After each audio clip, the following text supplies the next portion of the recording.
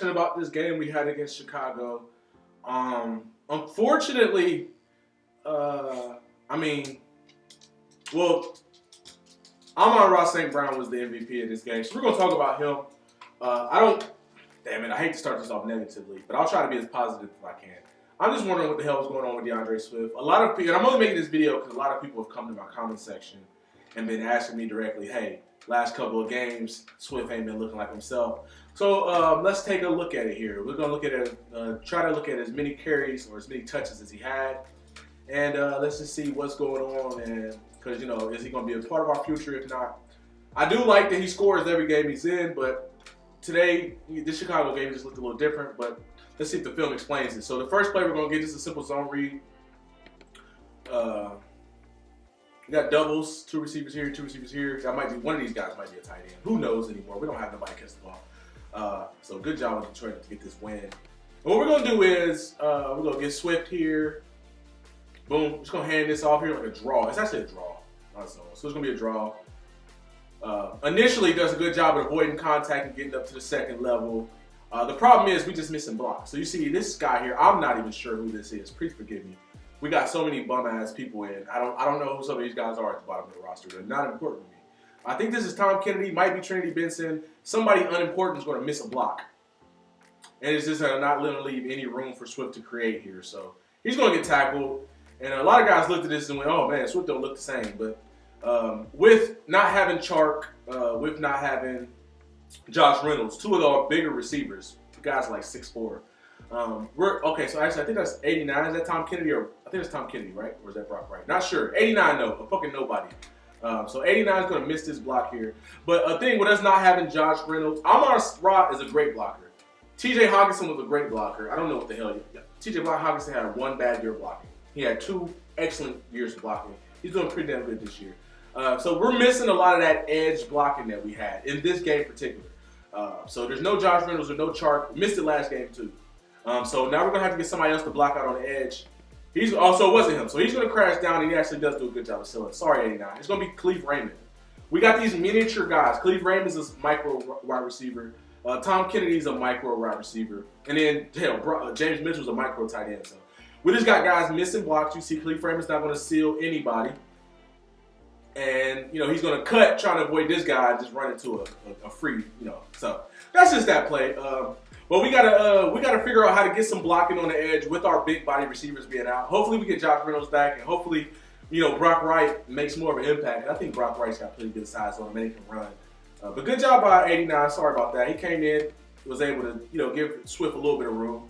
Swift thinks he's going to pick up the block here, and he wants to cut inside, but right now, is just not able to get over there fast enough. Good job by this linebacker here, and Swift's going to take the tackle. Let's look at his next snap. We're going to come 11 personnel, 3 wide. We'll get him in motion going there. Just a little eye candy. And first things first, again, you guys say what you want to say about TJ Hawkinson.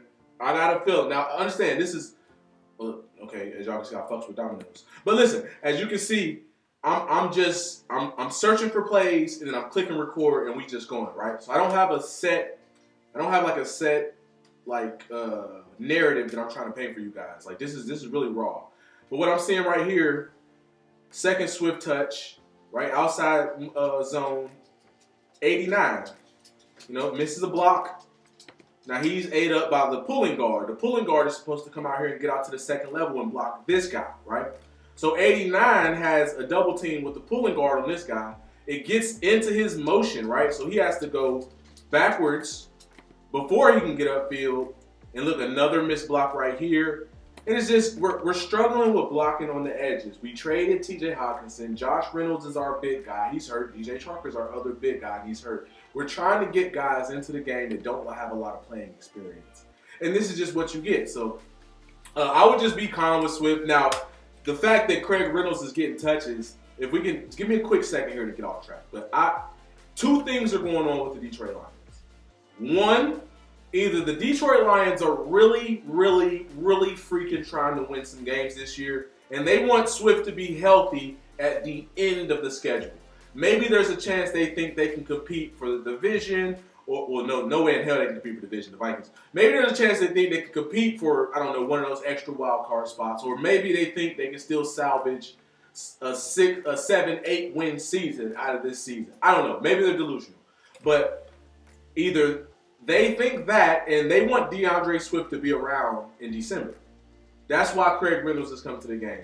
A, that's your option A. Option B, he's still not healthy and he just wants to play because he sees all of the fans calling him soft. And I keep telling y'all, just go back and watch my DeAndre Swift video when he got drafted. Look at the difference between DeAndre Swift and Kerryon Johnson. DeAndre Swift ain't no motherfucking soft. I mean, I'm sorry. He ain't call it what you want. The nigga ain't soft. That nigga put that word. His daddy is a fucking bodybuilder, just like Amon-Ra St. Brown. Same type of kids growing up, put through the same type of shit. The nigga had his high school jersey retired. Ain't nothing soft about my boy. He was built for this. So either that or, you know, they or it's contract related. So either he's not healthy, they want him around for December, they want to just keep his limited touches, right? Or it's contract related. You know, if DeAndre Swift leads the team in touches, yards, touchdowns, and yards for scrimmage 3 years in a row, you got to pay him top dollar. And every single season, Lions fan, we don't want to pay him top dollar. He's not worth it. Well, fuck, he's the only nigga producing. TJ Hawkinson, your lead receiver, only nigga producing. But so I think it might be a little contract related. Me personally, I just think honestly, it's just me. I don't know. Honestly, I don't know. I don't know why Craig Reynolds is getting his touches. But as far as when he's getting the ball this game, sorry for getting off track. We just got to seal these blocks. Guys are missing. We got free releases here from 93 and 53. Oh, shit.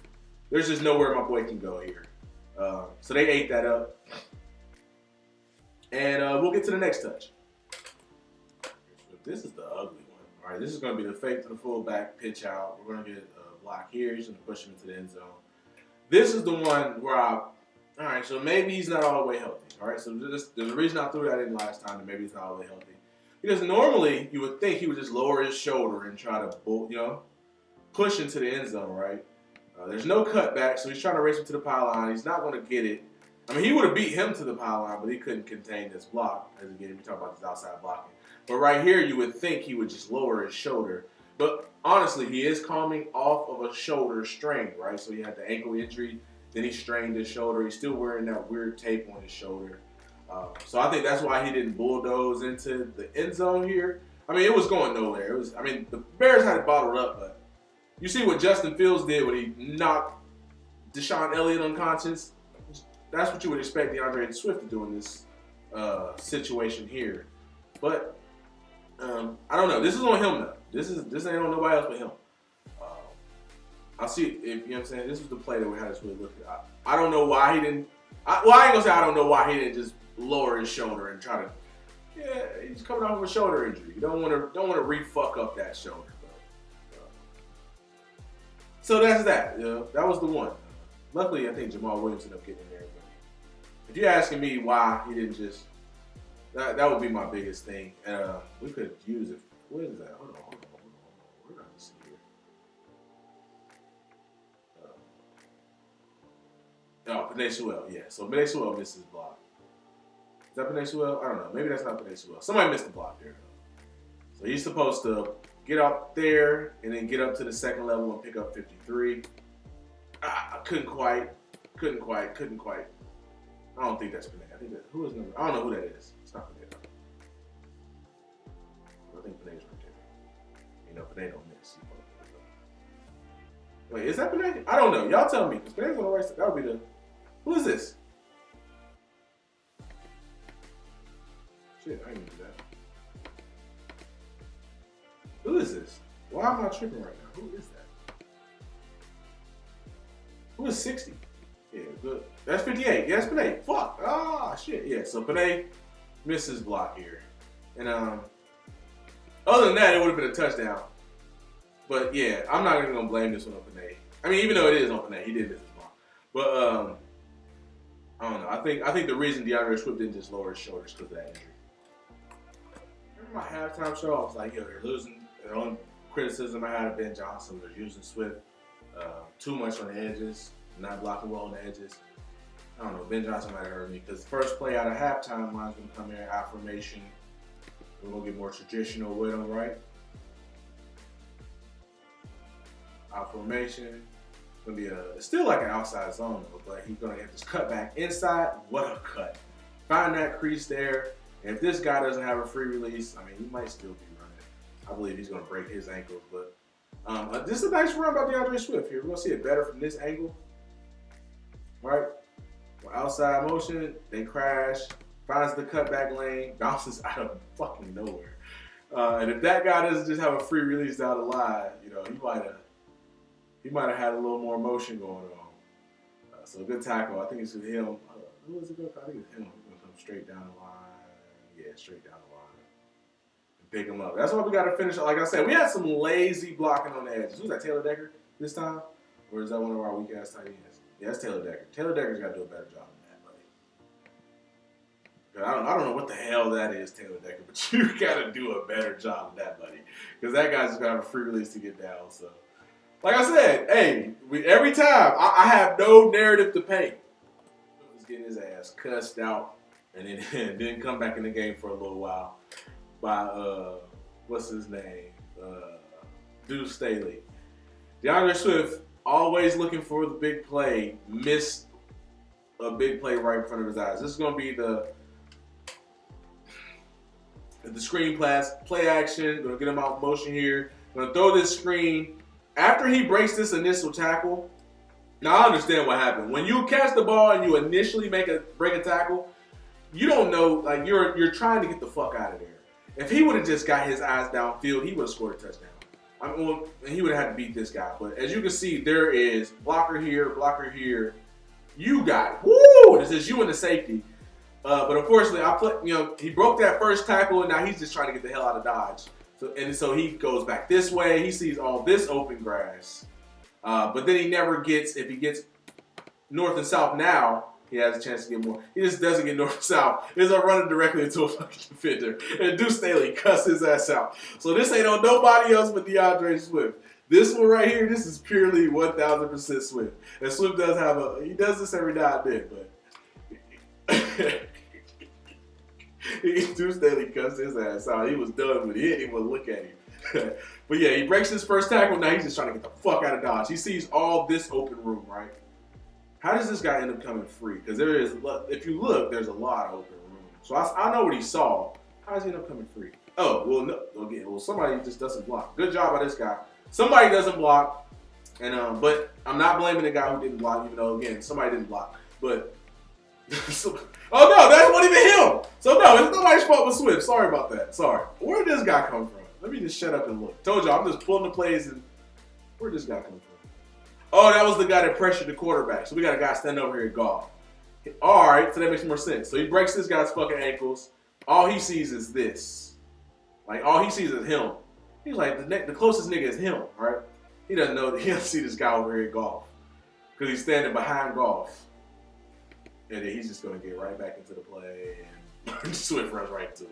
So yeah, that's on Swift. That's on Swift. That's on Swift. They sat his ass down after that one, too.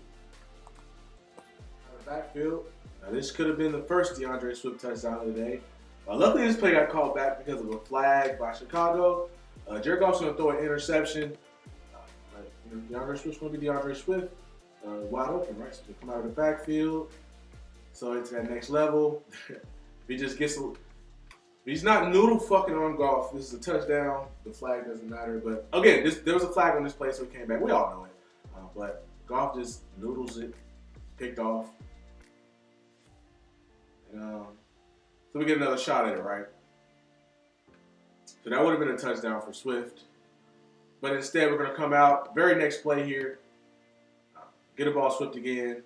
Run. This time, we're going to run a counter. Look at the blocking on the edge. Very much of a better job because they got everybody, going off motion here, right? Getting them in one direction, going the other. And now we need these big two guys to clean up. And that's exactly what they're going to do. And DeAndre Swift's going to walk in for a touchdown, right? So the relationship with your offensive line is very important, guys. We've seen on a lot of these runs, we got some poor blocking on the edges, wasn't able to create much. Would have had a touchdown on that pass, got intercepted by Goff, flag. Give it to him again. Let's go counter. Gets people moving around. Set the edge well, 73. And he's going to walk in for a touchdown. So, people ask, what's wrong with DeAndre Swift? I don't think nothing's wrong with DeAndre Swift. Chicago just kicked our ass in the trenches today. And luckily, we squeaked out a win with the help of the referees. So, we'll see what we got next week with them.